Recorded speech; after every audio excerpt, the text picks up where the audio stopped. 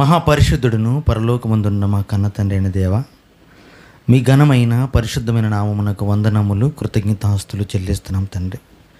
నీ బిడ్డలుగా చేరి వచ్చినటువంటి మా మధ్యన మీరుండండి. మీ వాక్య సందేశాల ద్వారా తండ్రి మమ్మల్ని హెచ్చరించండి, బలపరచండి, ఆత్మీయంగా ఎదిగించండి తండ్రి. ఇంతవరకు జరిగినటువంటి కార్యక్రమం బట్టి మహిమా ఘనత పొందిన దేవ, మరి ప్రాముఖ్యమైనటువంటి నీ వాక్య పరిచర్య ద్వారా కూడా మీరే మహిమా ఘనత ఆరోపించుకొని బ్రతులాడు వేడుకుంటూ మీ కృపాహస్తాలకు సమస్తము అప్పగించుకుంటూ యేసుక్రీస్తు వారి నాముని ప్రార్థన వేడుకుంటున్నాము తండ్రి, ఆమె. అందరికీ వందనాలండి.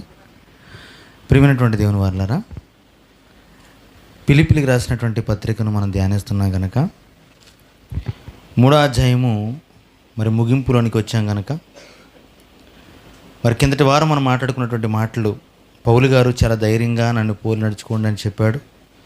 ఎందుకంటే ఆనాటి కాలానికి డైసీ పొడుకు వెనక్కి చూడకు, నువ్వు పొడుకో. ఆనాటి కాలానికి దేవుని సందేశాలు అందించేవాళ్ళు, ఒక మార్గదర్శక లాంటి వాళ్ళు లేకపోయారండి. కానీ పౌలు మార్గదర్శిగా ఉంటూ అనేకులైనటువంటి వాళ్ళు క్రీస్తు శిలువకు శత్రువులుగా నడుచుకుంటున్నారని కూడా బోధించాడు. మరి కడుపేవారి దేవుడు అని చెప్తున్నటువంటి ఒక మాట కూడా మనకు కనబడుతుంటుంది.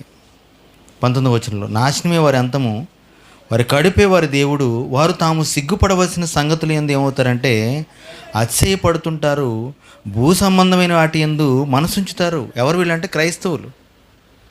ఎవరండి వీళ్ళు? క్రైస్తవులు.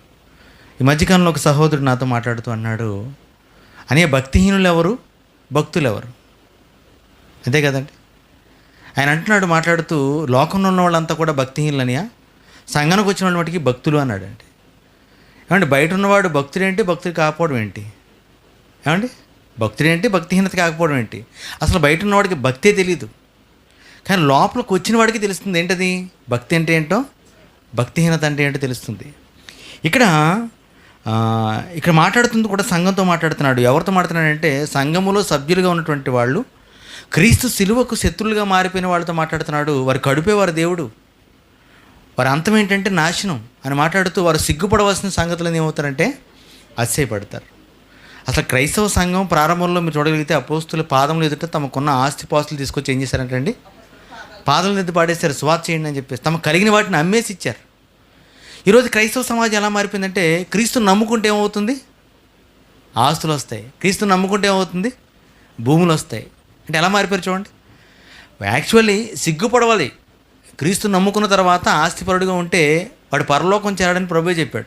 ధనవంతుడు పరలోక రాజ్యంలో ప్రవేశించుట అసాధ్యం. ఎందుకంటే సూది బెజ్జంలో ఎవరు దూరతారంటే అండి, ఒంటెన్న దూరుతుంది, కానీ ధనవంతుడు పరలోక రాజ్యంలో చేరడం అనేది చాలా కష్టం అని చెప్పాడు. కానీ ఈరోజు చూడు, ధనవంతుడిగా మారడమే దేవుని ఆశీర్వాదంగా చెప్పుకుంటున్నారు. చూసారా? అంటే తారుమారు తక్కడమారు అంటారు, చూసారండి. అలా మారిపోయారు ఈరోజు క్రైస్తవ సమాజం అంతా కూడా. క్రీస్తు కొరకు ప్రాణాలు పెట్టవలసినటువంటి వాళ్ళు క్రీస్తు చెంతకు వచ్చి తమ ప్రాణాలు కాపాడమని అడుగుతుంటారు ప్రార్థనలోనండి. రోగాలు ఏం చేసుకోవడం గట్ల కోసం వారు సిగ్గుపడాలంటండి. ఇవన్నీ అడుగుతున్నప్పుడు దేవుని కోసం నేను బలైపోతానండి, ఇగో నా పిల్లల్ని ఇస్తాను దేవుని కోసం చెప్పాల్సిన వాళ్ళు, ఇగో నా పిల్లల్ని ప్రార్థన చేయండి, ఏం చేస్తానని వాళ్ళు నేను లోకంలో గొప్ప వాళ్ళని చేస్తానని చెప్పేటువంటి వాళ్ళు ఉన్నారంటండి. కాబట్టి వారు తమ సిగ్గుపడవలసిన విషయంలో ఏమవుతారంటే అతిశయపడుతున్నారు, భూ సంబంధమైన వాటి అందు ఏమవుతారంటే మనసుంచుతున్నారు. సంఘంలో ఉంటూ క్రీస్తు కొరకు పరలోకాని కోసం ఎదురు చూడాల్సినటువంటి వీళ్ళు భూ సంబంధమైన వాటి అందు ఏమవుతున్నారంటండి మనసుంచుతున్నారు. ఇంకా భూములు సంపాదించుకోవాలి, ఇంకా ఉద్యోగాలు సంపాదించుకోవాలి, ఇంకా ధనాన్ని సంపాదించుకోవాలనుకుంటున్నారంటండి వీళ్ళంతా కూడా. ఇలాంటి వాళ్ళకి దూరంగా ఉండండి అని చెప్తున్నాడు. చెబుతూ 20వ వచనంలో రాయబడుతున్న మాట మీరు జ్ఞాపం చేసుకుంటే కనుక, వాళ్ళు భూ సంబంధమైన వాటి యందు మనసుంచుతారు, మన పౌరస్థితి పరలోకంలో ఉంది. అంతే కదండి. మనం భూమి మీద బతకాల్సినటువంటి వాళ్ళం, కానీ చాలామంది చంద్రమండలంలో స్థలాలు కొంటున్నారు. ఏమన్నా చెప్పండి వాళ్ళని, ఏమన్నా చెప్పండి వాళ్ళని, అసలు ఏమంటాం చెప్పండి. మనం అయితే సామాన్యంగా చిన్నపిల్లలు కూడా ఏమంటారంటే ఎలా వెళ్తారండి, ఒక విషయం చెప్పంటారండి, చంద్రమండలంలో మీరు కొన్నటువంటి స్థలాన్ని చూడాలంటే మీరు చంద్రమండలంలో కొన్న స్థలానికంటే ఎక్కువ రేటు పెట్టాలి అక్కడ వెళ్ళడానికి. అలా అంటే ఏమంటాం చెప్పండి, ఏమంటే బుర్ర ఉందండి అలా కొన్నవాడికి అంటాం. నిజమేనండి. మనం ఈ లోకంలో ఉండము, మరో లోకానికి వెళ్ళిపోతామన్న సంగతి బైబిల్ చెప్తున్నప్పుడు ఈ లోకంలో ఉండాలని కోరుతున్నామంటే నీకేం అర్థం కాలేదు. మన పౌరస్థితి ఎక్కడుందటండి, పరలోకంలో ఉంది. మనం చూడండి, ఇప్పుడు చాలామంది ఇక్కడ నుంచి ఫారిన్ కంట్రీస్ వెళ్తారు, ఆ దుబాయ్, అబుదుబాయ్, ఖతర్, ఏదో అమాన్, ఆ ప్రాంతాలు వెళ్తుంటారు. ఆధార్ కార్డు ఎక్కడుంది ఎందుకని? ఇండియాలో ఉంది, అవునా? కానీ ఎక్కడున్నారు వీళ్ళు? అక్కడ ఉన్నారు. ఇక్కడ బుర్రబాబు పని చేద్దండి, ఏమంటారు తెలుసా అండి? ఏమన్నా 4 సంవత్సరాలు పని చేసి మరలా ఏమైపోవాలి, నేను నా ఇంటికి వెళ్ళిపోవాలి. ఇక్కడ బుర్రబాబు పని చేస్తుంది. మరి ఇక్కడికి వచ్చిన తర్వాత భూమి మీద కొద్ది దినాలు ఉండి మరలా నేను ఏమైపోవాలి, పరలోకానికి వెళ్ళిపోవాలని బుర్రమటికి పని చేయట్లేదు చాలామందికి అండి. తెలుసా మీకు విషయం అండి? ఇది ఆలోచన రావాలని పౌలు చెప్తున్నాడు. ఏమంటాడంటే, మీరు భూ సంబంధమైన వాటి విషయంలో మీరు ఏమవుతున్నారంటే మనసు పెడుతున్నారు, కానీ అసలు మీకు ఈ లోకంలో మీకు ఏం లేదు. ఆమె ఎవరు? ఇందా ప్రార్థన చేయించుకున్న పిల్లనా? కాదా? అమ్మ అంత పిల్ల ఉందంటే మొటికెలేసామని చెప్దాం అనుకున్నాను నేను. అంటే భూ సంబంధమైన వాటి విషయాలు మీరు మనసు ఉంచుతున్నారు, కానీ అసలు భూ సంబంధంగా మీరు ఇక్కడ ఉండరు కదా. ఎంతమంది చూడట్లేదు మనం చచ్చిపోతున్న వాళ్ళు అండి? ఎవరు చావలేదండి? ఈ పేటలో ఎవరు చావలేదు? ఈ వీధిలో ఎవరు చావలేదు? చాలామంది చచ్చిపోయారు. చెప్పాలంటే మిమ్మల్ని కన్న తల్లిదండ్రులే చాలామంది పోయారు మీ కళ్ళ ముందు. ఇలాగే రేపు పొద్దున్న మీరు కూడా ఏమవుతారు? చనిపోయి వెళ్ళిపోవాలి కదా.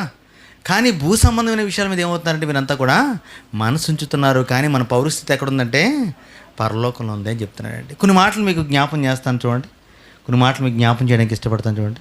ఎందుకంటే విశ్వాసమైనటువంటి వాళ్ళు ఈ లోకంలో ఉన్న ఈ లోక సంబంధుల వాళ్ళు కారు. మనం దుబాయ్ వెళ్ళినా, దుబాయ్లో ఉంటున్నా మన దుబాయ్ సంబంధులు కాదు. ఎక్కడ వాళ్ళు? మనం ఇండియాకి, అంతేనా? భారతదేశ సంబంధులు కదా. ఇదే ప్రాసెస్ నీకు ఈ భూమి మీద బ్రతుకుతున్నప్పుడు కూడా ఉండాలని దేవుడు మాట్లాడుతున్నాడు. ఏమన్నాడంటే, నువ్వు ఈ లోకంలో ఉంటున్నా ఈ లోక సంబంధిగా ఉండడానికి కూడా వీల్లేదు. అర్థమైందండి? ఈ లోక సంబంధులు ఆలోచిస్తున్నట్టుగా కూడా ఆలోచించడానికి వీల్లేదు. నువ్వు మరో లోకాన్ని నుంచి వచ్చినవాడు కనుక మరో లోకానికి వెళ్ళిపోవాలన్న ఆలోచనతో ఉండాలని ప్రభువైన యేసుక్రీస్తు వారు సువార్తలో మాట్లాడుతున్నటువంటి ఒక మాట జ్ఞాపం చేసుకుందాం. 17వ అధ్యాయము, యోహాను సువార్త 17వ అధ్యాయం 6వ వచనం జ్ఞాపం చేసుకుందామండి. ఇక్కడ ఏమన్నాడు? నేను 17వ అధ్యాయం 6వ వచనం చూస్తే, లోకములో నుండి నీవు నాకు అనుగ్రహించిన మనుషులకు నీ నామమును ప్రత్యక్షపరిచితిని.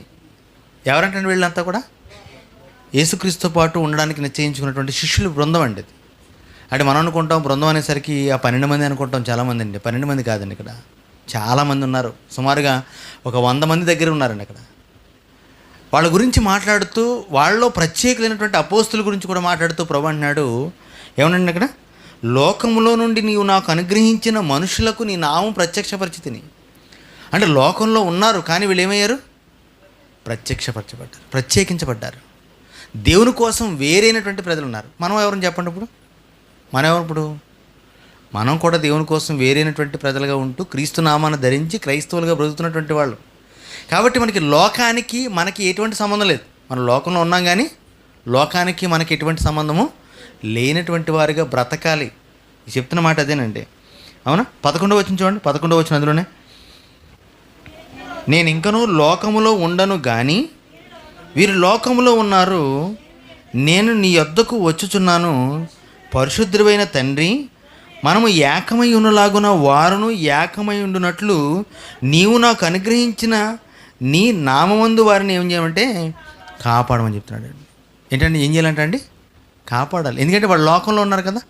ప్రభువైన యేసుక్రీస్తు అంటున్నాడు, నేను మీ యొద్దకు ఏమవుతున్నాను, నేను వచ్చేస్తున్నాను. యోహాను సువార్త మీరు చదివితే కనుక అండి 13వ అధ్యాయం నుండి 19వ అధ్యాయం వరకు ఉన్నటువంటి సందర్భాలు ఎక్కడ ఉంటాయంటే, యేసుక్రీస్తు వారు తన శిష్యులను ప్రత్యేకపరుచుకుని ఆ మేడగది పైన వాళ్ళతో ప్రభు బలలో పాల్గొన్నటువంటి సిచ్యువేషన్లో మాట్లాడుతున్నటువంటి సందర్భాలు ఇవన్నీ కూడా అండి. వాళ్ళ సంభాషణ అంతా కూడా వాళ్ళకి చెప్తున్నటువంటి చివరి మాటలు. అందులో అంటున్నాడు ఆయన, నేను లోకంలో ఉండను కానీ ఈ లోకాన్ని విడిచిన ఏమవుతాను, నేను మీ వద్దకు వస్తున్నాను, కానీ వీరు లోకంలో ఉంటారు కాబట్టి వీళ్ళని ఏం చేయాలి, నువ్వు కాపాడాలి. నిజమైన ప్రార్థన ఇదేనండి. మన కుటుంబం పట్ల కూడా మన సంఘం పట్ల కూడా ఉండవలసిన ప్రార్థన ఏంటంటే, ఇగో తండ్రి మేము లోకంలో ఉన్నాం, కానీ లోకం నుంచి ఏమయ్యా నీకోసం నేను నీ కుమారుడిని యేసుక్రీస్తు వారి నామం నిమిత్తం ప్రత్యేకించబడ్డాం. ప్రత్యేకించబడినటువంటి మేము ఈ లోకంలో జీవిస్తున్నాం, కానీ ఈ లోక సంబంధులుగా జీవించకూడదు. లోక సంబంధులకి మీకు తేడా ఏంటి ఏమండి? అపోస్తలుడైన పౌలు గారు అపోస్తల కార్యాల్లో 2వ అధ్యాయంలో ప్రసంగిస్తున్నటువంటి మాట అంటే, మూర్ఖులకు ఈ జనంకు మీరవ్వాలంటే వేరవ్వండి. వేరవ్వడం ఏంటి? మూర్ఖులేంటి? వేరవడం ఏంటంటే, లోకంలో మనం ఉన్నాం, కానీ లోక సంబంధులుగా బతకూడదు అంటే అర్థం ఏంటంటే, ఈ లోకంలో ఉంటామనే ఆలోచనతో బతకండి. మీరు ఏమవ్వాలి? మేము వెళ్ళిపోతాం కదండి. అండ్ వెళ్ళిపోతామంటే ఎలా ఉంటుంది చెప్పండి? మనం అంతా కూడా ఉంటామంటే ఎలా ఉంటాం? అండ్ పొద్దున్నే ఈరోజు రాత్రి 8:30 అయింది సుమారుగా. రాత్రి 2 గంటలకు ట్రైన్ ఉందనుకోండి, ఎలా ఉంటుంది చెప్పండి? మన పరిస్థితి ఎలా ఉంటుంది చెప్పండి? ఎలా ఉంటామండి? ఎంత కూల్గా ఉంటాం. ఏం చేస్తుంటాం? సర్దుకుంటుంటాం అన్నీ. అవునా? దేనికోసం సర్దుకుంటున్నాం అంటే అన్నీ రెడీ చేసుకుంటున్నాం. పోనీ అలాగని ఒక 10 గంటల దాకానో 11 గంటల దాకా రెడీ చేసుకుని 2 గంటలకు ట్రైన్ కదని చెప్పి పడుకోగలవా? నిద్ర పడుతుందా నీకు? ఎందుకు పడుతుంది నీకు? ప్రయాణం ఉంది కాబట్టి. అవునా? ఒక తొందర నీలో ఉంటుంది. ఇలాగే క్రైస్తవుడైనటువంటి వాడు, దేవుని సంబంధం అయినటువంటి వాడు ఒక తొందర లోపల, ఒక టెన్షన్ వాడికి. ఏంటంటే నేను ఎప్పుడు వెళ్ళిపోతాను. అమ్మ ఫ్యాన్లో చేయటేద్దా మా పిల్ల లోపల రామా. అమ్మా బుజ్జి ఎంత మైకి పెట్టి మాట్లాడినా పిల్ల కనపట్లేదా? నిజంగానండి. ఒక ఆయన మంచి మాట రాశాడు. ఏంటంటే మనం చూడండి, ఇంత మైకులో మాట్లాడుతున్న చాలామంది నిద్ర వస్తుందండి. అవునా? అది ఇంట్లో ఉన్నవాళ్ళు ఎక్కడన్నా పక్కన చిన్న సౌండ్ చేస్తే చాలు నిద్ర మెలకు వచ్చేసిందంట మనం అండి. ఎంత గొప్పవాడు మనం అంతానండి. ఏమంటే నిజంగా చూడండి, మైకులు చర్చిలో చూస్తుంటారండి, ఎంతోమంది గాఢ నిద్రలో ఊగిపోతుంటారండి. తలస్నానాలు చేసి వస్తారు శుభ్రంగానండి. పొద్దున ఒక రౌండ్ కొట్టేసేస్తారేమో మధ్య, ఇంకా చూసుకోండి ఇంకా ఊగుతూ ఉంటాయి బుర్రలన్నీ కూడానండి. మీరు ఎవరు అలాంటి వాళ్ళు ఉండకండి దయించి. ఏమండి ఇక్కడ రాయబడుతున్న మాట ఏంటంటే, నేను నీ వద్దకు వచ్చేస్తున్నాను, కానీ వీళ్ళు ఏమవుతారు? ఇంకా లోకంలో ఉంటారు కాబట్టి వాళ్ళకి సహాయాన్ని అందించండి తండ్రితో ప్రార్థిస్తున్నట్టుగా మనకు కనబడుతుంది. 14 వచనం చూసినట్లయితే, వారికి నీ వాక్యం ఇచ్చి ఉన్నాను, నేను లోక సంబంధిని కానట్లు వారును లోక సంబంధులు కారు గనక లోకం ఏం చేస్తుందంటే వాళ్ళని ద్వేషిస్తుంది. నిజమండి. మీరు దేవుని కోసం బ్రతకండి. దేవుని కోసం బ్రతుకుతున్నట్టుగా నటిస్తే నీతో అందరూ బాగానే ఉంటారు. గమనించండి, ఎప్పుడు ఈ విషయం సత్యం గమనించండి. నాకు ఈ విషయం తెలుసండి.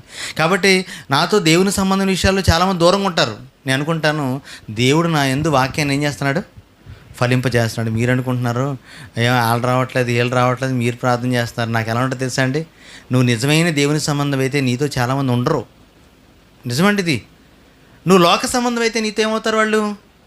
అంతే కదండి. లోకంతో అందరితో పాటు నాతో బాగానే ఉంటారు అందరూనండి. నాతో అన్నీ పంచుతారు, అందరూ చక్కగా మాట్లాడతారు, అదేనే ఉంటారు, ఇదంటారు, పెళ్ళిళ్ళలోని తినడాల్లోని అన్నింటిలో బాగానే ఉంటారు నాతో అందరూనండి. కానీ దేవుని విషయానికి వచ్చేసరికి ఏమైపోతారు? ప్రత్యేకపరుస్తారు నన్ను. దేవుడిచ్చిన వరం అండి నాకు అది. ఆ వరం ఏంటంటే నువ్వు దూషించబడ్డావు. దేవుని కోసం బ్రతుకుతున్నప్పుడు ఖచ్చితంగా నేను లోకం ఏమవుద్దంటండి? నేను అంటున్నాను ఈ మాట, దేవుడు అంటున్నాడు ఈ మాట. దేవుడే అన్నాడు, నేను లోక సంబంధిని కానట్లుగా వారును లోక సంబంధులు కాదు కాబట్టి లోకం ఏమవుతుంది? వాళ్ళని ద్వేషిస్తుంది. నీవు లోకంలో నుండి వారిని తీసుకుని పొమ్మని నేను ప్రార్థించట్లేదు, కానీ దుష్టుని నుండి వారిని కాపాడమని మాత్రమే ప్రార్థిస్తున్నాను. సంఘానికి చేరుతున్నటువంటి శిష్యులు, ప్రారంభపు శిష్యుల గురించి ప్రభు చేస్తున్న ప్రార్థన ఎలా ఉందో చూసారా? మీరు గమనించారా? లోకం నుంచి వాళ్ళని తీసేమంటలేదు. ఏం చేస్తాను వాళ్ళ గురించి నేను? వాళ్ళు లోకంలోనే ఉంటారు కాబట్టి దుష్టుడు వారిని ముట్టకుండా ప్రార్థించే. దుష్టుడు ముడితే ఏమవుతుంది చెప్పండి? దుష్టుడు ముడితే రోగాలు వస్తాయని మీరు అనుకుంటారు. అవునా? దుష్టుడు ముడితే ఏమవుతుంది అనుకుంటారు మీరు? గట్టిగా కేకలేస్తారనుకుంటారు చాలామంది.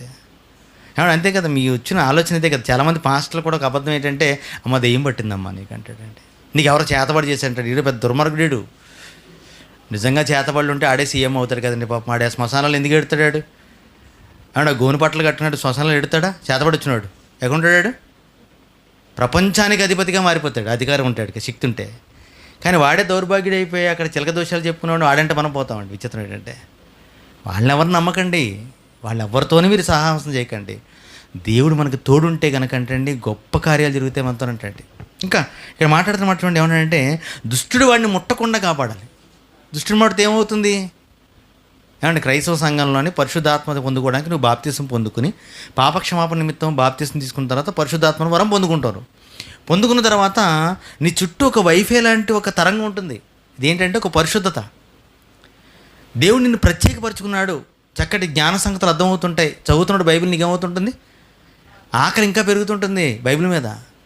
ఆ యొక్క ఆలోచనలో నువ్వు ముందుకు వెళ్ళిపోతున్నప్పుడు నువ్వు ఎటువంటి పాపంలోకి వెళ్ళవు. చాలా జాగ్రత్తగా ఉంటావు. యేసుక్రీస్తు రాకడ కోసం ఎదురు చూస్తుంటావు.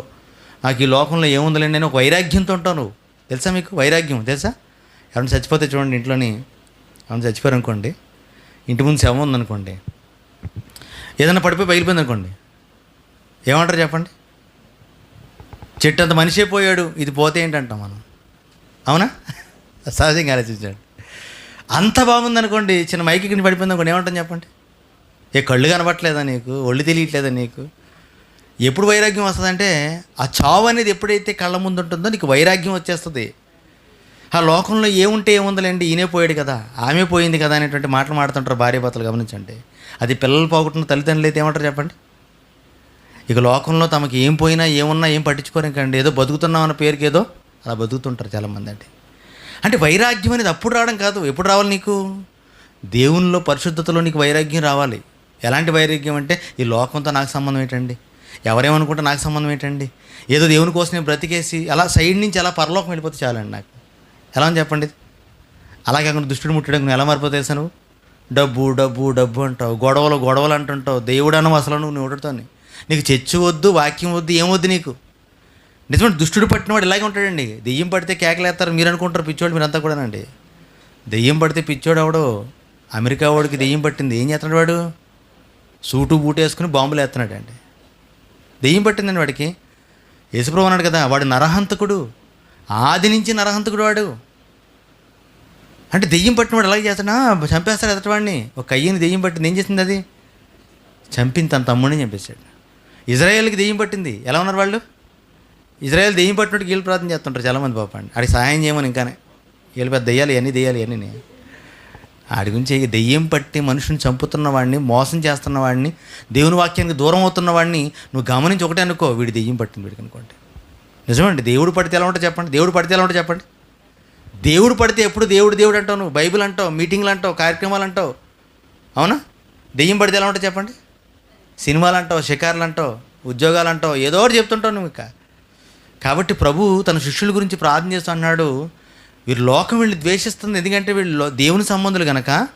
వీళ్ళు ఎప్పుడు దేవుడు దేవుడు అంటుంటారు కాబట్టి దుష్టుడు వీళ్ళని ముట్టకుండా కాపాడు వీళ్ళన్న. కనీసం లోకం అంతా ఏం చేసినట్టండి? అది లోకం అంతా ఏం చేసింది సాతాను?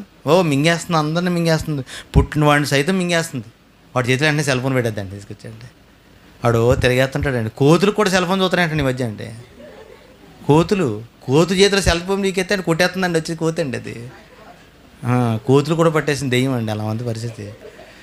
మనకు పట్టడం పెద్ద విచిత్రమా ఏమండి? కాబట్టి ప్రభు ప్రార్థన చేస్తూ అన్నాడు, అయ్యా దుష్టుడు ముట్టకుండా కాపాడు. దుష్టుడు ముడితే వాడు ఇంకా పరలోకం అని కానీ, యేసు ప్రభు వస్తాడని కానీ, ఈ లోకం నాకు శాశ్వతం కాదని కానీ ఆడు ఏమనుకోడు. ఇంకా ఆడి ఉద్దేశం ఏంటి? ఇంకా ఈ లోకంలో బ్రతకడం కోసం అబద్ధాలు ఆడతాడు, వ్యభిచారం చేస్తాడు, దొంగతనాలు చేస్తాడు, ఏదన్నా చేస్తాడు ఇంకా. కాబట్టి అలాంటి వారిగా సంఘంలోకి వచ్చిన వాళ్ళు ఉండకూడదని ఒకనాడు ప్రభువైన యేసుక్రీస్తు వారు సంఘం కోసం ఏం చేస్తున్నాడు? తండ్రిని వేడుకుంటున్నాడంటండి.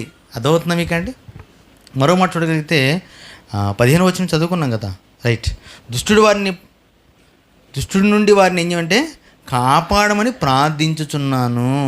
16వ వచనం ఏమంటే, నేను లోక సంబంధిని కానట్లు వారును లోక సంబంధులు కాదు. అంటే అర్థం ఏంటి ఇక్కడ? మీకు అర్థమైపోవాలి ఈ మాటల ఉద్దేశం. ప్రభు యొక్క ఇంటెన్షన్ ఏంటంటే, నేను ఎలాగైతే నీ వద్దకు చేరిపోవాలని, అంతే కదా, నీ వద్దకు రావాలని ఎలాగైతే కోరుకుంటున్నానో హృదయపూర్వకంగా, వీళ్ళు కూడా అలాంటి వాళ్ళే.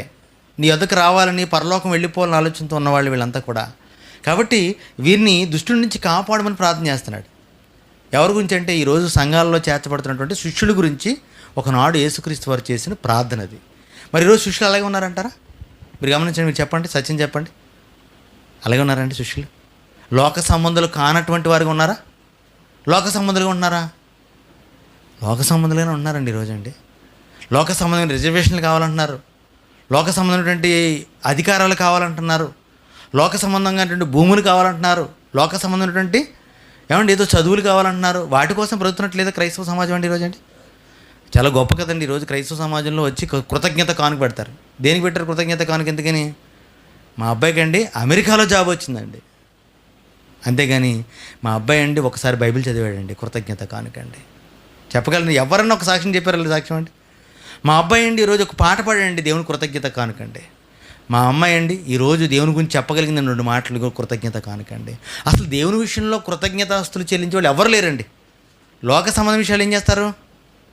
ఉద్యోగం వచ్చింది, ఫస్ట్ జీతం మీకు ఇచ్చేయాలనుకున్నామండి, ఇక దేవుడికి ఎప్పుడు రాడు, దగ్గర రాడు. ఇంకా ఉద్యోగం దేవుడి కోసం చేస్తారనుకున్నారా? ఉద్యోగం వచ్చేంతవరకు దేవుడు దేవుడు దేవుడు దేవుడు అన్నవాడు ఉద్యోగం వచ్చిందంటే ఇక దేవుడి కోసం కనపడండి.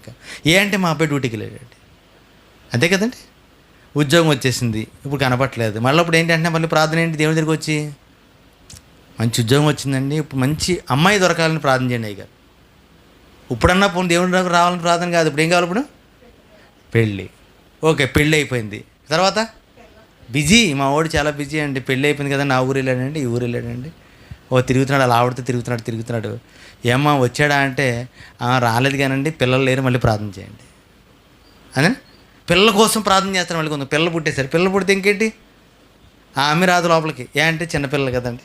చాలామంది తల్లులు అబద్ధం చెప్పి పెద్ద అబద్ధం అడిచండి, ఏమంటే పిల్లలు గోల్ చేస్తారని రావట్లేదండి అంటే. సినిమాలు తీసుకెళ్ళి ఆ మాట అంటావా? ఒక్కసారి ఆ మాటని ఒకసారి. సినిమా హాల్ తీసుకెళ్తే మా పిల్లలు గోల పెడతాయి కూడా సినిమా మానేసారని ఒక తల్లిని చూపించండి మీరు. ఆ సెంటిమెంట్లను కట్టుకుని వెళ్ళిపోతారండి, సినిమా హాల్లో కూర్చుంటారండి. ఆడు గోలెట్టి చచ్చిపోనండి ఆ డీటెయిల్స్ సౌండ్లో. ఈవిడు అలా ఆయన మట్టుకు అలా ఉండిపోతారండి బొమ్మల్లా సినిమా ఎంతవరకు అండి. నిజం కదండి, అబద్ధం చెప్తున్నాను నేను పోనాను చెప్పండి. ఒక్క తల్లి మానేసిన చూపించండి. అలా వీరం చెరువు కట్టుకెళ్ళిపోతే ఓ తెగ తిరుగుతుంటారండి పిల్లల్ని వేసుకుని ఊరంతా. నేను అక్కడ ఏమంటే తిరగరా, చిన్న పిల్లల్ని వేసి తిరుగుతుంటారండి, బళ్ళు మీద నిలబెట్టి తిప్పుతుంటారు ఊరి మీద అంతా కూడా. దేవుని దగ్గరికి వచ్చేస్తే గోల పెట్టేస్తారంట. ఎందుకు గోలాడతారు చెప్పండి? ఎందుకు గోలాడతారు తెలుసా? నువ్వు వాడి గర్భంలో ఉన్నప్పుడు దేవుని గురించి వాక్యం చదవలేదు, నువ్వు చదవలేదు. ఒక దేవుని గురించి స్తుతి కీర్తన పాడలేదు. వాడి గర్భంలో ఏమి ఎక్కుతుంది అడిగి? ఇంకా పోనీ గర్భం బయటకు వచ్చాక ఏమైనా రోజు ఏమైనా కుటుంబ ప్రార్థనలు ఏం జరిగి, ప్రార్థనలు పాటలు ఏం జరిగితే వాడికి ఏ అలవాటు లేకపోతే వాడు సన్నిధిలోకి వస్తే గోల్ చేయకుండా ఏం చేస్తారు చెప్పండి? అదొక వికారం వాడికి. ఇంకా వీళ్ళు ఏదో చేసేస్తున్నారు, భయపడిపోతుంటాడండి వాడు. అది తీసుకెళ్ళి సినిమా హాల్లో పడండి అండి, ఎంత హాయిగా ఉంటుంది తెలుసా అండి వాడికి.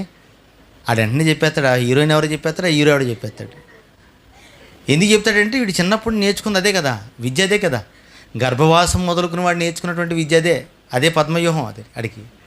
ఏమండి నిజంగా ఇంత దౌర్భాగ్యమైన తల్లిదండ్రులు సమాజంలో ఉండడం వల్ల వాళ్ళ గర్భాన్ని పుట్టేటువంటి క్రైస్తవ సమాజం అనుకుంటుంది కూడా ఈరోజు లోక సంబంధులుగా బ్రతకడానికి ఇష్టపడుతున్నారు. అది గుర్తించండి. మొదట ప్రభు ఒకనాడు ప్రార్థన చేశాడు, ఈరోజు ఆ ప్రార్థన ఏమైపోయిందంటే నెరవేరకుండా నిర్వీర్యం అయిపోతుందండి. ఈరోజు వాక్యం ఏంటంటే మనమైనా సరేనండి, మనం లోక సంబంధులుగా ఉన్నామా, దేవుని సంబంధులుగా ఉన్నామా? లోక సంబంధులుగా ఉంటే నువ్వు దుష్టుడు ప్రేరేపణతో ఉన్నటువంటి వ్యక్తివి, నువ్వు దుష్టుడు నీతో ఉన్నట్టే. అది దేవుని సంబంధం అయితే దుష్టుడు చాలా భయపడతాడు నేను చూసి. నేను దేవుని సంబంధం తెలియాలంటే ఒకటే సూచన ఏంటంటే నువ్వు ఎప్పుడు బైబిల్ పట్టుకుంటావు, ఎప్పుడు వాక్యం వింటుంటావు, ఎక్కడ మీటింగ్ జరిగిన అక్కడ ఉంటావు. పాట పాడాలనో, చిన్న కానుక ఇచ్చాలనో, అక్కడ దేవుని పని జరగాలనో నీ యొక్క ఆలోచనలు అదే తిరుగుతుంటుందండి. అది లేనివాడు లోక సంబంధి. అది గుర్తించండి. మొదట మరో మాట, హెబ్రీయులకు రాసిన పత్రిక 11వ అధ్యాయము, హెబ్రీయులకు రాసిన పత్రిక 11వ అధ్యాయంలోని 10వ వచనం చూడండి ఒకసారి. 11:10 ఏమంటాడంటే, దేవుడు దేనికి శిల్పియు నిర్మాణకుడే ఉన్నాడో పునాదులు గల ఆ పట్టణం కొరకు అబ్రహాం ఎదురు చూశాడు. ఎవరండి ఈయనండి? మనము ఒక మాట రాసిన ఎపిసిల్ ఫిలిప్పీల పత్రికలో ఏమాటండి అది? ఏమాటండి? మనమైతే ఆ మాట చదువుకుని వచ్చాం కదా, మన పౌరస్థితి పరలోకమందున్నది అన్నాడండి. అవునా? మన పౌరస్థితి ఎక్కడుంది? పరలోకం. ఇది మనం గుర్తించలేకపోతున్నామండి. ఇంత బైబిల్ ఉండి, ఇన్ని ప్రసంగాలుండి, ప్రతి ఆదివారం ఆరాధనలో పాల్గొన్నటువంటి క్రైస్తవులకి ఈరోజు మన పౌరస్థితి పరలోకంలో ఉందని గుర్తులేదు. కానీ అబ్రహాం గారికి బైబిల్ లేదండి, ప్రతి వారం చర్చిలు లేవు. కానీ ఆయన దేవుని తెలుసుకున్న తర్వాత ఒక విషయం అర్థమైపోయింది, దేవుడున్న లోకమే మన లోకం. అంతే కదండి. మా నాన్నగారు ఉన్న ఊరే మా ఊరు, అంతే కదా. ఏ ఊరండి మీదంటే మాది భీమవరం అంటాను. మీ నాన్నగారు ఎక్కడ ఉండేవారండి అంటే కాకినాడ. అంటే కాకినాడ అండి మీదని అడుగుతారండి. అవునా? ఆడపిల్లలు కూడా చూడండి చాలామంది ఏ ఊరమ్మా అంటే పలానా ఊరు అంటారు. అది ఎవరు ఊరు? అది వాళ్ళ నాన్నల ఊరు. వాళ్ళ ఆయనల ఊరు చెప్పరండి. ఎవరి పేరు చెప్తారు? మా అమ్మోళ్ళ ఊరండి, పలానా ఊరండి. మా నాన్నగారు అండి చిన్నప్పుడు అండి అక్కడండి, ఏ మాటలు చెప్తారండి. ఎందుకంటే తండ్రులది ఏదైతే ఉందో అదే మన స్వాస్యం. అలాగే పరలోకంలో మనకు తండ్రి ఉంటే ఆ తండ్రి ఉన్నటువంటి లోకమే మనది కూడా. కానీ చాలామందికి ఏమవట్లేదు, అది అర్థం కాక లోకంలో బతుకుతున్నారు. కానీ అబ్రహాం గారికి అర్థమైపోయిందంటండి, దేవుడు దేనికి శిల్పి నిర్మాణకుడే ఉన్నాడో ఆ పునాదులు గల పట్టణము ఏంటంటే పునాదులు గల ఆ పట్టణం కొరకు అబ్రహాము ఎదురు చూశాడంటే. 16వ వచనం చూసినట్లయితే, అయితే వారు మరి శ్రేష్టమైన దేశమును అనగా పరలోక సంబంధమైన దేశమును కోరుచున్నారు, అందుచేత తాను వారి దేవుడిని అనిపించుకున్నట్టుకు దేవుడు వారిని గురించి సిగ్గుపడడు. ఎందుకంటే అబ్రహాం, ఇస్సాకు, యాకోబుల గురించి మాట్లాడండి ఇవన్నీ కూడా. దేవుడు అన్నాడండి, అబ్రహామా నువ్వు తూర్పుకి, పడమటికి, ఉత్తరానికి, దక్షిణానికి నువ్వు సంచరించు, ఈ కానాను దేశం అంతటి కూడా నీకు ఇచ్చేస్తాను అన్నాడండి. అవునా? నీకును నీ కుమారులకు స్వాస్యంగా నేను ఇస్తాను. లోక సంబంధమైనటువంటి ఈ ఆస్తిని లేకపోతే ఈ భూభాగాన్ని దేవుడు ఇస్తానన్నప్పుడు ఈ భూభాగాలు చూసుకుంటూ ఉండిపోలేదు ఈయన. దేని చూస్తున్నాడంటే భూభాగాన్ని ఇచ్చినా కూడా పరలోకాన్ని చూస్తున్నాడంటే పరలోకంలో దేవుడి వైపు చూస్తూ అక్కడికి రావాలి, అక్కడికి వెళ్ళిపోవాలని కోరుతున్నాడు ఏంటంటే. అంటే ఆయనకి అర్థమైందా మనది ఈ లోకం కాదు, మన పౌరస్థితి ఎక్కడుందని అర్థమైంది దానికి, పరలోకం అర్థమైంది. మరి అబ్రహాం కుమారులుగా విశ్వాసులైతే మనకు కూడా ఏం అర్థం అవ్వాలి, మనది లోకం కాదండి, మనది పరలోకం. అది కొత్త నిబంధనలలో క్రైస్తవులకు అర్థమైందండి ఆ విషయం. అందుకనే వాళ్ళు ఎలాగో ఈ లోకంలో మనది కానప్పుడు, మనం ఇక్కడ ఉండనప్పుడు, మనమంతా కూడా పరలోకానికి వెళ్ళిపోతున్నప్పుడు మనకి ఎందుకు భూములు, అవునా, అర్థమైంది వాళ్ళకండి, ఎందుకు మనకి ఆస్తులు, ఎందుకు మనకి ఇళ్ళు, ఇవన్నీ కూడా దేవుని పనికి ఉపయోగపడతాయి కదని చెప్పేసి అపోస్తుల పాదం ఎదుట పెట్టారంటండి. అంత జ్ఞానం వాళ్ళకి అర్థమైంది ఆ కాలంలో. కానీ మనకి ఈరోజు ఏమవట్లేదు, అర్థం కావట్లేదు. కాబట్టి ఆ దేవుడి పని అనగానే కొంతమంది పక్కకి వెళ్ళిపోతారు, దేవుడి పని అనగానే కొంతమంది మాత్రమే పని చేస్తారు, కొంతమంది మాత్రమే ఇస్తారు. కారణం ఏంటంటే వీళ్ళకి దేవుని యొక్క రాకడ గురించి కానీ స్వార్థ పనుల్లో పొందేటువంటి ప్రతిఫలాల గురించి ఏమాత్రం ఏమవట్లేదు, అర్థం కాని వారిగా ఉండిపోరు. అది గుర్తించండి. మొదట మరో మాట చూద్దామండి. గలతీలకు రాసినటువంటి పత్రిక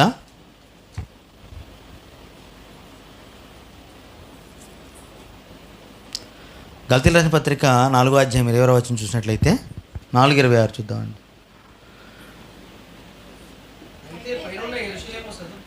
అయితే పైన ఉన్నటువంటి యెరూషలేము స్వతంత్రురాలే ఉన్నది, అది మనకు తల్లి. ఇందాక చెప్పాను కదా మీకండి, ఏ ఊరు అంటే మా అమ్మ ఊరు, పలానా ఊరు అని చెప్పుకుంటాం కదా. అంటే మన నేటివిటీ గురించి మాట్లాడతాం కదా. ఇప్పుడు భక్తులు కూడా మాట్లాడుతూ నేటివిటీ ఎక్కడని చెప్తే పరలోకం మా నేటివిటీ అని చెప్తున్నారంటే మనం చెప్పగలమండి. ఈరోజు చాలామంది చూడండి, బయటకు వెళ్ళిపోతే కొంతమంది అడిగేటువంటి మాట ఏంటంటే మీ క్యాస్ట్ షీట్ అని అడుగుతారు, అంతే కదండి. చాలామంది అండి ఉద్యోగాలకు వెళ్ళండి, చదువుకి వెళ్ళండి, ఎక్కడికి వెళ్ళినా సరే ఫస్ట్ అడిగేదంటే క్యాస్ట్. మనం ఏం చెప్తామంటే మనం క్రిస్టియన్స్ అంటే అని అడుగుతారు వాళ్ళు. చూస్తారు వాళ్ళు తెలివితేటలు అలా ఉంటాయి, వాళ్ళ చేత అపవాది అడిగిస్తుంది క్రిస్టియన్స్ అంటే అంటుంది. మనం ఏమంటాం, మాలోళ్ళు అండి మేము మాదిగోళ్ళు అండి మేము పలానా వాళ్ళు అండి, అంతేనా చెప్పుకోవడం, అంతే కదా మనం చెప్పుకునేదే కదండి. నువ్వు ఏ కులం నుంచి వచ్చావని అడగట్లేదు అక్కడ. వాళ్ళు నువ్వు ఎవరో అని అడుగుతున్నప్పుడు నువ్వేం చెప్పాలంటే నేను క్రైస్తవుడిని ధైర్యంగా చెప్పాలి. ఎందుకు క్రైస్తవుడిని చెప్తున్నావు నువ్వు అంటే నేను ఈ లోక సంబంధిని కాను. ఎలా చెప్పగలుగుతున్నంటే ఆయన లోక సంబంధి కాదు కాబట్టి నేను కూడా లోక సంబంధిని కాదు. ధైర్యంగా చెప్పుకోవాలండి మనంతా కూడానండి. ఎక్కడా చెప్పుకోలేమని మనం సిగ్గుపడిపోతుంటాం. కాబట్టి మీది ఏ ఊరు అన్నప్పుడు ధైర్యంగా చెప్తున్నప్పుడు నిజంగా మనం కూడా అది చెప్పాలండి. కొన్ని విషయాలు ఉంటాయండి, లోతైన విషయాలు ఉంటాయి కొన్ని. ఆ లోతైన విషయాలకు వెళ్ళిపోతున్నప్పుడే మనకి ఏమవుతుందంటే విశ్వాసం స్థిరంగా ఉంటుంది. ఇక్కడ ఇలాంటి మాటలు పరిపూర్ణంగా అర్థం కావాలి మనకండి. అర్థమైందా మీకండి? మీకు చిన్నపిల్లలకి నేర్పించవలసిన విషయాలు చూడండి. మనకి క్రిస్మస్ వచ్చిందనుకోండి, యేసుక్రీస్తు ఎక్కడ పుట్టాడని చెప్తారండి? ఎక్కడండి అమ్మా? యోధా బెత్లెహేంలో పుట్టాడు. మా అన్నయ్య గారు అబ్బాయి ఉంటాడండి, ఇప్పుడు మా అమ్మాయి కంటే పెద్దోడాడు. అటు చిన్నప్పుడు ఒక ఆయన వచ్చాడు, మీ నాన్న పాస్టర్ అయిపోయాడు, మీ నాన్న పాస్టర్ అయిపోయాడురా, అది నీకు ఏమైనా నేర్పుతున్నారా, ఏమైనా 2 ముక్కలు నేర్పుతున్నారా అని అడిగాడండి. నేను 2 ప్రశ్నలు అడుగుతాను చెప్పరా అని చెప్పేసి అసలు యేసుక్రీస్తు ఎక్కడ పుట్టాడు అని అడిగాడండి. ఏం చెప్తాం మనమ్మా? యోధా బెత్లెహేం అంటే వాడేం చెప్పాడు వేసండి, పరలోకంలో పుట్టాడు యేసుక్రీస్తు అని చెప్పాడండి. ఏది రేటు చెప్పండి మీరండి, మీరు చెప్పింది రైటా ఆడు చెప్పింది రైటా? ఆడు చెప్పింది రైట్. అంత లోతైన విషయానికి వెళ్ళిపోవాలి క్రైస్తవుడండి. అప్పుడు నువ్వు పై సంగతులు ఎలాగైనా మాట్లాడచ్చు. నీకు లోతు తెలియకుండా పై సంగతులు మాత్రమే తెలిస్తే అదే గొప్ప అనుకుంటే. కాబట్టి ఒక విషయం గుర్తుంచుకోండి, మనం ఎవరం అంటే దేవుని పిల్లలం ఫస్ట్. అది స్త్రీ అయినా పురుషుడైనా పక్కన పెట్టండి. మీరు ఎక్కడి వారంటే మేము పరలోకపు సైన్యం అండి, మేమంతా కూడా మేము దేవుని వారం అండి. దేవుని లోకానికి మేము వెళ్ళిపోతాం. ఇంత ధైర్యంగా ఈరోజు ప్రపంచంలో క్రైస్తవులు చెప్పగలిగితేనండి నిజంగా ఇతరులు సిగ్గుపడతారు. తెలుసా మీకండి? ఇతరులు ఏమవుతారు తెలుసండి? సిగ్గుపడతారు. కాబట్టి ఈ విషయాల గురించి మాట్లాడుతూ అన్నాడు ఆయన, పైన ఉన్నటువంటి పరలోకం మనకి నిజ స్వాస్యము అని చెప్పాడండి. తెస్సలోనికీయులకు రాసిన పత్రికలోని రాయబడిన మాట చూద్దాం. తెస్సలోనికీయులకు రాసిన పత్రికలోని ఈ మాట చేతే ముగించేసుకుందాం అనండి. వచ్చే వారం మనం ఆడుకుందాం మనకు కావాల్సిన అవకాశం ఉంటే. తెస్సలోనికీయులకు రాసిన పత్రిక 4వ అధ్యాయము 14 నుంచి 18 వరకు రాయబడిన మాటలు మీకు తెలుసు కదా, మొదటి పత్రిక. అక్కడ రాయబడిన మాటల్లో రాయబడిన మాట అంటే యేసు మృతి పొంది తిరిగి లేచినని మనం నమ్మిన ఎడల అదే ప్రకారము యేసునందు నిద్రించిన వారిని దేవుడు ఆయనతో కూడా వెంట పెట్టుకుని వచ్చును. మేము ప్రభువుని మాట బట్టి చెప్పినది ఏమనగా, ప్రభు రాకడకు రాకడ వరకు సజీవులమై నిలిచి ఉండి మనము నిద్రించిన వారి కంటే ముందుగా ఆయన సన్నిధి చేరము. ఆర్భాటముతోనూ ప్రధాన దూత శబ్దంతోనూ దేవుని బూరతోనూ పరలోకం నుండి ప్రభు దిగి వచ్చును. క్రీస్తునందున్న మృతులైన వారు మొదట ఏమవుతారంటే లేస్తారు. ఆ మీదట సజీవులమై నిలిచిండి మనం కూడా ఏమవుతామంటే ఆయన ఎదుర్కొంటకు వెళ్ళిపోతాం. అంటే ఇవన్నీ జరుగుతాయా? అండ్ నమ్మచ్చా నమ్మకూడదు? దేన్ని కూడా నమ్మాలండి. ఏ రుజువులు చూపించాలి మీకు ఏంటంటే, మీకు రాగల రుజువుల కంటే మరి యేసుక్రీస్తు వారు పరలోకానికి చేర్చబడిన రుజువులు ఉన్నాయి కదా, మరి వాటిని చూసాను మీరు ఏమవ్వాలి? నమ్మాలండి. అపోస్తులు ఎలా నమ్మారనుకుంటున్నారు మీకండి? అపోస్తుల కార్యాల్లోని ఆ ప్రారంభ అధ్యాయంలో రాయమని మాట చూడండి ఒకసారి. ఈ మాట చెప్పి ముగించేసుకుందామండి వారానికి పాఠం. దేవుని చిత్తం అయితే మనం వచ్చేవారు మాడుకుందాం, ఇదే సందర్భాల గురించి మాడుకుందాం. మొదటి అధ్యాయము 11వ వచనం చూడండి. గలిలయ మనుషులారా, మీరెందుకు నిలిచి ఆకాశం వైపు చూస్తున్నారు? మీ వద్ద నుండి పరమునకు చేర్చుకొనబడిన యేసే ఏ రీతిగా పరలోకమునకు వెళ్ళుట మీరు చూస్తున్నారో ఆ రీతిగా ఆయన తిరిగి వచ్చినని వారితో చెప్పాడంటే, వాళ్ళు నమ్మడానికి, మనకు రాయడానికి, మీ కన్న వాటిని విన్న వాటిని చెప్పకుండా ఉండలేమని చెప్పేటువంటి ఆ సాక్ష్యాన్ని ఎలా వచ్చిందంటే, వాళ్ళ కళ్ళ ముందు యేసుక్రీస్తు వారు పరలోకానికి ఆరోహణం అయ్యాడండి. మరలా ఆయన తిరిగి వస్తాడనడానికి అదే ఆధారం వాళ్ళకి. అంతే కదండి. మనం ఒకటి ఇంతకుముందు జరిగింది ఒకటి చూసాం అనుకోండి, ఆశ్చర్యపోతామండి. ఏమన్నా పెద్దగా ఆశ్చర్యపోం. మనం నమ్మలేకపోతున్నాం. వాళ్ళు చూసి నమ్మి సమాజానికి ఏం చేశారంటే వాటిని రాసిచ్చారు. ఇప్పుడు చూసి నమ్మిన వారి కంటే చూడక నమ్మిన వారు ధన్యులైతే, ఒకనాడు వాళ్ళు చూసిన దానికంటే మనం ఎంత వాడంటే వాళ్ళకంటే ధన్యులు అంటే. ఎప్పుడు ధన్యులు అవుతామంటే ఆయన పరలోకం నుంచి తిరిగి వస్తాడని నువ్వు నమ్మగలిగితే. ఆయన వచ్చి ఏం చేస్తాడు చెప్పండి? ఏం చేస్తాడైనా? మనల్ని తీసుకెళ్తాడండి ఆయన. చూడండి, మా యోహాను సువార్త, క్షమించాలి ఒక మాట చూసుకుందాం, ఈ పాఠం ముగించుకుందాం. యోహాను సువార్త 14వ అధ్యాయం అనుకుంటా సుమారుగానండి. 14వ అధ్యాయము మొదటి వచనం చూడండి. ఒక మాట చెప్తుంటే ఏమంటే, మీ హృదయములను కలవరపడనీకుడి, దేవుని యందు విశ్వాసం ఉంచుచున్నారు. ఏమంటే దేవుని యందు విశ్వాసం ఉంచుచున్నారు, నా యందును విశ్వాసం ఉంచండి అని చెప్తా అంటాడు. నా తండ్రి ఇంట అనేక నివాసములు కలవు, లేని ఎడల మీతో చెప్పుదును. మీకు స్థలము సిద్ధపరచా వెళ్ళుచున్నాను. నేను వెళ్ళి మీకు స్థలము సిద్ధపరిచిన ఎడల నేనుండు స్థలంలో మీరును ఉండులాగున ఏమన్నాడండి, మరలా వచ్చి నా యొద్ద ఉండుటకు మిమ్మల్ని ఏమవుతానంటే తీసుకుని పోదును. నేను వెళ్ళుచున్న స్థలమునకు మార్గం మీకు తెలియదని చెప్పాను. అందుకు తోమా, ప్రభువా, ఎక్కడికి వెళ్ళుచున్నావో మాకు తెలియదే. నేను ఆ మార్గం ఎలాగూ తెలియనని ఆయన అడగగా, యేసు నేనే మార్గం. ఏమంటాడండి? నేనే మార్గం అయ్యా, మీకు తెలీదు. ఎందుకంటే ఈ యొక్క ఆకాశపు అంచు దాటుకుని పరలోకం వెళ్ళాలంటే అది మన వల్ల అయ్యేది కాదండి. అది మీరు కొన్ని దానియేలు గ్రంథాలు వాటిని చదివితే కనుక, ఆకాశ మండలమందు దురాత్మ సమూహం ఏం చేస్తుందంటండి, అడ్డుపడుతుంది. వాటన్నిటిని ఛేదించుకుంటూ ఈ మహాకాశాన్ని చీల్చుకుంటూ పరలోకానికి వెళ్ళాలంటే మన వల్ల అయ్యేది కాదు. అది ఎవరి వల్ల అవుతుందంటే యేసుక్రీస్తు వారి లోకానికి వచ్చి మరలా ఏం చేయాలి, మనల్ని మార్గం ఆయన వేసుకుంటూ వెళ్ళాలంటే ఆయన వెనకాల మనం వెళ్ళాలి. ఎక్కడ తీసుకెళ్తాడు ఆయన అంతా కూడా అంటే పరలోకానికి తీసుకెళ్తాడంటే. పరలోకంలో ఏముందంటే మన కొరకు నివాసాలు ఉన్నాయంటే అది గుర్తించండి. మొదట మన ఇల్లు ఎక్కడుంటే మన అదే ఊరు కదా మందండి. ఓకే, మన ఇల్లు ఎక్కడున్నాయి? ఇప్పుడు భీమవరంలో, గునుపూడిలో ఉందంట. భౌతికంగా మనకు ఉన్నాయి, దేవుడు ఇచ్చాడు మనకి, అంతే కదండి. చాలామంది గృహప్రవేశం చేసుకునేటప్పుడు ఇదే మాట చెప్తాను నేను. భౌతికంగా మీకు ఒక నివాసాన్ని దేవుడు సిద్ధపరుస్తున్నాడంటే దేని కొరకు ఇది సాదృశ్యం? ఇది పరలోకంలో కూడా మీకు ఏముంది, ఒక నివాసం సిద్ధపరుస్తున్నాడు దేవుడు. మరి ఆ నివాసంలోకి అడుగు పెడితే అది నిజమైన గృహప్రవేశం. ఇందులో అడుగు పెట్టడం ఏమని చెప్పండి? ఈ అప్పులు తీర్చకపోతే అప్పులలో ఏం చేస్తారు, బయటకు మనల్ని తగలేస్తారు, బయటకు మనల్ని. కానీ పరలోకంలో నిన్ను ఎవరు కూడా ఏం చేయలేరు, నిన్ను ఎవరు నిన్ను కదిలించలేదు. స్థిరమైనటువంటి ఒక చక్కటి మీకు స్థలం అండి అది. మరి అలాంటి స్థలాన్ని సిద్ధపరచుకోవాలంటే నువ్వు ఎలా ఉండాలని చెప్తున్నానంటే, ఈరోజు మాట్లాడుతూ దేవుడు అంటున్నాడు, నువ్వు లోక సంబంధిగా ఉంటే అక్కడ నీకు ఎంట్రీ లేదు. నువ్వు ఎలా ఉండాలి? దేవుని సంబంధికి లోకంలో బ్రతకాలి. లోకంలో వ్యక్తిగా నువ్వు బ్రతికితే కుదరదు, పరలోకం వెళ్ళవు. నువ్వు లోకానికి వేరే బ్రతికితే నువ్వేమవుతావు, నువ్వు పరలోకానికి చేర్చబడతావు. ప్రతి క్షణం కూడా మనకి ఇదే గుర్తు రావాలండి. ఇక పాపం చేయడం మనిషి తెలుసా మీకంటే, ఈ విషయం గుర్తొస్తే మనిషి పాపం చేయడు. ఏంటి ఆ విషయం? నేను పరలోకం వెళ్ళాలండి. అవునా? పరలోకం వెళ్ళాలంటే ఎలా ఉండాలి చెప్పండి? ఎందుకండి ఇక్కడ ఉన్నటువంటి మీరు దుబాయ్ ఆ దేశాలు మీకు బాగా తెలుసు కాబట్టి చెప్తున్నాను. ఇక్కడ అక్కడికి వెళ్ళాలంటే మీరు ఇష్టమైనట్టు తాగుతూ ఉంటే వెళ్ళగలరా? ఏమండి, డ్రగ్స్ తీసుకుంటే వెళ్ళగలరా? ఏమండి, మీకు ఏంటంటే మెడికల్ చెకప్ ఒకటి ఉంటుంది. ఆ మెడికల్ చెకప్లో ఏమైపోతారు మీరు? మొత్తం అన్నీ బయటకు వచ్చేది లిస్టు. నువ్వు అప్పుడు దాకా చాలా ఆరోగ్యవంతుడు అనుకుంటావు, కానీ నీ లిస్ట్ ఇంత పెద్ద చిట్ట ఉంటుంది. ఏముంటుంది అందులో? నీకు ఎలర్జీ ఎంత ఉంటుందో చెప్తాడు అందులోనండి. అవునా? నీ ఎముకల్లో బలం ఎంత ఉంటుందో చెప్తాడు, నీ రక్తం ఎంత చెప్తాడు, రక్తంలో ఎన్ని రకాల జబ్బులు ఉన్నాయో వాడు చెప్తాడు అక్కడండి.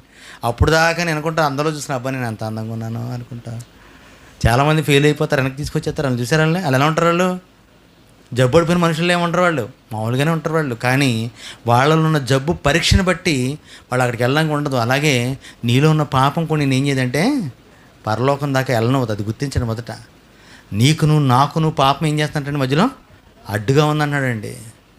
సహాయం చేయడానికి నాకు చేతులు ఏం కురచకాలేదు, కానీ నేను ఏం చేయలేకపోతున్నాను, నీకు నేను ఆశీర్వాదాన్ని ఇవ్వలేకపోతున్నాను. దేవుడు బాధపడుతున్న కారణం నీ పాపాలు అడ్డొస్తానని చెప్తాడు. అలాగే పరలోకాన్ని ఇవ్వాలని ప్రతి వాళ్ళని పరలోకం చేర్చుకోవాలని దేవుడికి ఆశ ఉంది. కానీ మన పాపాల ద్వారా ఏమవుతున్నాం? పరలోకాన్ని మనం పోగొట్టుకుంటున్నామండి.